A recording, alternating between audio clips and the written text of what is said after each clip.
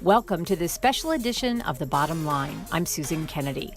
The guard is changing, with 4 longtime Montgomery County Councilmembers moving on to new endeavors. In this episode, we take a look back at some of the career highlights for each of these trusted leaders. I work for all of you. I'm George Leventhal. I represent you on the Montgomery County Council. George Leventhal worked his way through the Maryland Democratic Party before becoming a member of the County Council in 2002. All in favor of Councilmember George Leventhal being elected as president, please raise your hands. And that is unanimous. While on the council, he was elected to the position of president twice and also served as chair of the Health and Human Services Committee. Mr. Leventhal votes yes. George was influential in the creation of the Montgomery Cares program, the county's health care system for the low-income and uninsured. About 30,000 people this year in Montgomery County without health insurance will get access to a doctor because of the Montgomery Cares program. George also worked tirelessly to see that programs to address homelessness got the necessary funding to move ahead. We're about to check out all around the library to see if there's any homeless folks. While on the council, Montgomery County was able to end veteran homelessness and make major strides to end chronic homelessness under the direction of George.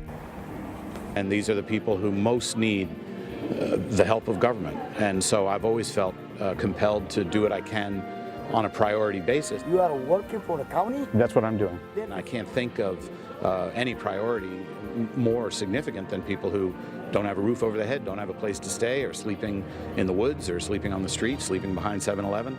I've just always found it a very compelling issue. Getting residents in Montgomery County moving was a top priority for George. We must invest in our transportation infrastructure. He was a big supporter of the Inter-County Connector, which was completed while he was in office. And it's just so much convenient and avoid all of that traffic of 495. And he also co-founded Purple Line Now with the late Harry Sanders. This coalition of organizations pushed hard for construction of the 16-mile light rail system, which broke ground in 2017. Finally, we're going to be able to entice people out of their cars to commute by fast, safe, speedy, efficient, clean, quiet rail. And finally, one piece of legislation sponsored by George that most likely touches the most county residents is his Earned Sick and Safe Leave bill. Let me say a big, huge thanks to Council President George Leventhal. This measure put forward a mandate that every employer operating in the county must provide sick leave for those employees who work in the county. I'd like to see this measure uniform in all 50 states. That's what our goal should be. And we do want basic worker protections in law affecting every state in the United States. But we have a Congress that just refuses to work with President Obama and Secretary Perez. And so they've called upon us to lead on leave, and that's what we've done. I have been singing your praises all afternoon. There is no question George Leventhal will leave the council with a legacy as a champion for health care And through our own network of community clinics called Montgomery Cares, which I founded back in 2005. the economy, education, I've gone to many different schools. and transportation. I just really want to thank you very, very much for your participation.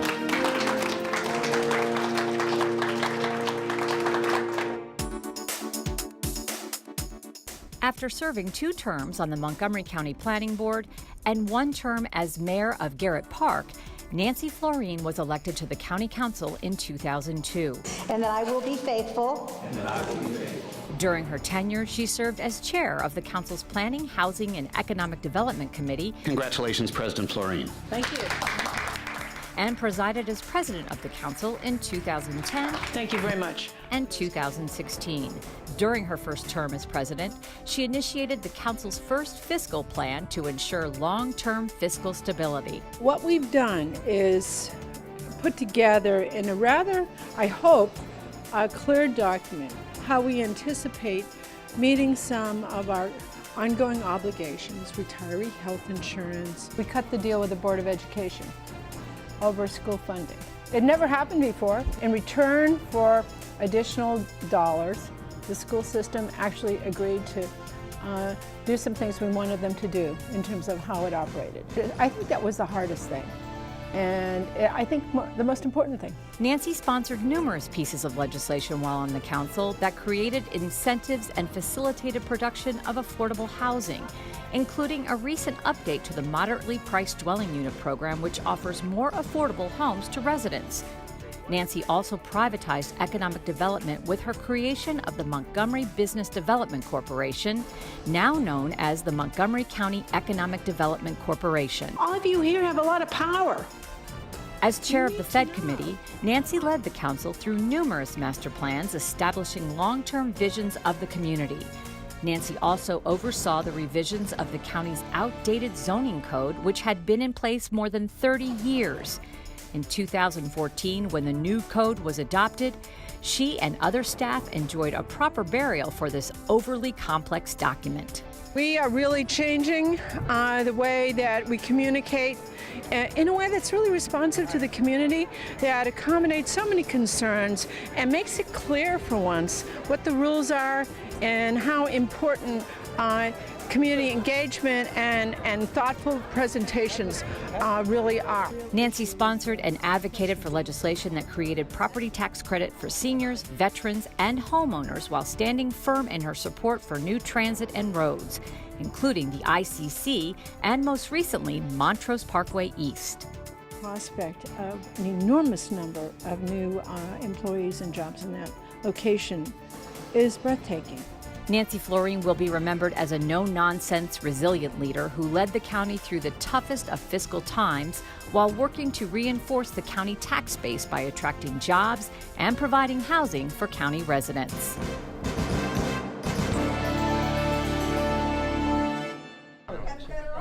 Nice to meet you, sir. Thank you very much. I spend a few minutes talking about the things that I've been working on recently.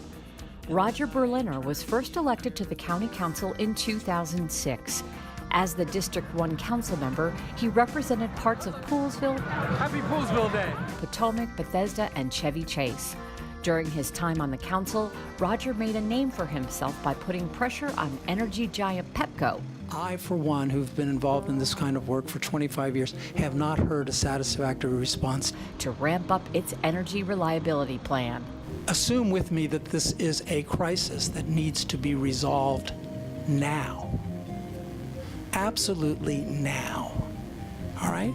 Protecting the environment was also of first concern for Roger during his tenure. We will identify every building in the county that can have renewable energy. In 2014, he introduced 13 environmental and energy reform proposals to fight climate change. 12 megawatts of power will be generated by solar power in our county, enough to power 2,000 homes in Montgomery County. Roger also pledged his support of efforts to reduce the county's greenhouse gas emissions by 80% by the year 2050. I'm even more pleased to say that in Montgomery County, we are among the most sustainable communities in the United States of America. During one of his terms as president of the council, Roger tackled the issue of hunger and food security. Under his watch, the council approved legislation that mandated the county executive create a plan to tackle food insecurity and update it on an annual basis. It is all of us coming together and saying it is not okay for our brothers and sisters to be hungry. This work also included the strengthening of the Smart Snack program to help combat children's weekend hunger in Montgomery County. And now we've expanded the program, and last year we added $150,000 to expand the program, and I am hoping we will be able to add another $150,000 to expand that program so that kids that go home over the weekend, we know that they have food. What do you have there? Popcorn. We need to make sure that our kids have all the food that they possibly need over the weekends. Board Chairman Roger Berliner, who will continue the meeting. While on the council, Roger chaired the Metropolitan Council of Governments and worked to get dedicated funding for Metro. Our region deserves and expects a world-class system. He will be remembered as someone who took a thoughtful approach to his work. You really talk about the farm community. These people really are salt of the earth. Bringing community members together on issues like pedestrian safety improvements. We've had too many deaths on our roads. And fighting the FAA on air traffic noise in his district. Most residents purchased homes long before flight path changes and never imagined they'd be subject to constant noise and air pollution. It is unacceptable that property values, quality of life, and people's health have been impacted so dramatically with so little forethought. And I thank you for all the ways you have made our county a better place to live. Roger leaves the county council with a legacy as a pragmatic leader who worked to advance smart growth and planning for vibrant urban nodes.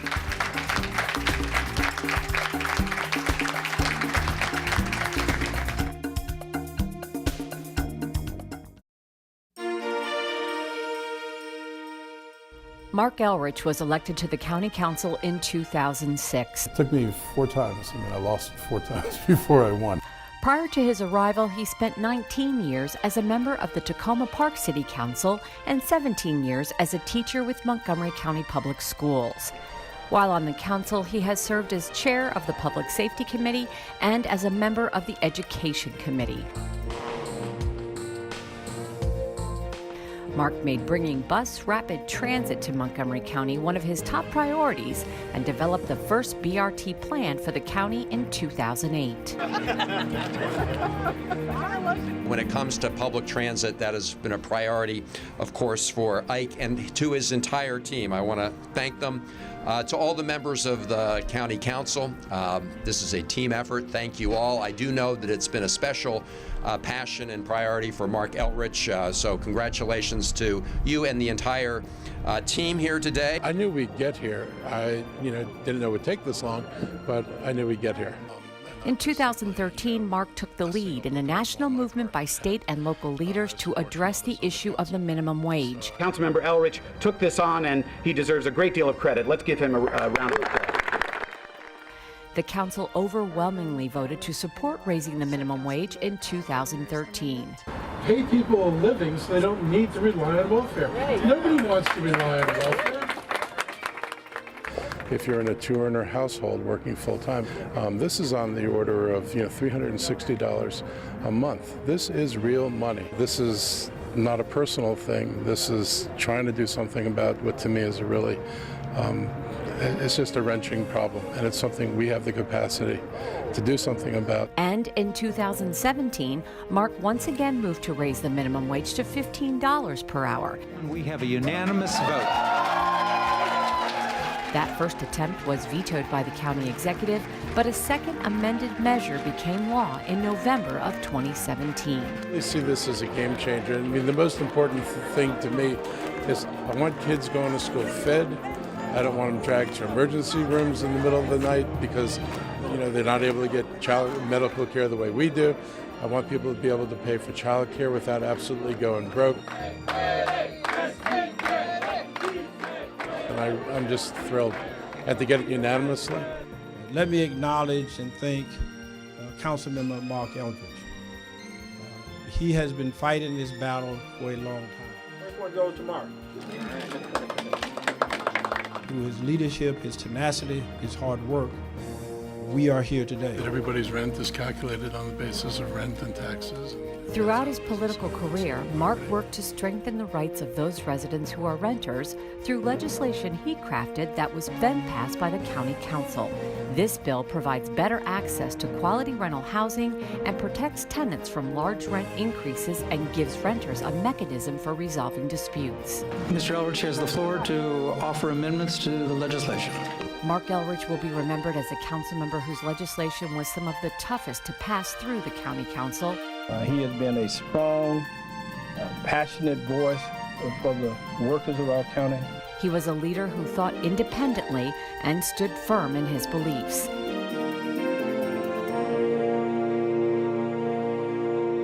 Well, that does it for this special edition of The Bottom Line. For County Cable Montgomery, I'm Susan Kenedy. the great outside. My new mom and I have a lot in common. So shiny. We both love the outdoors. That's not a flower.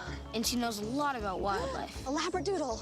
You don't have to be perfect to be a perfect parent. Thousands of kids in foster care will take you just as you are.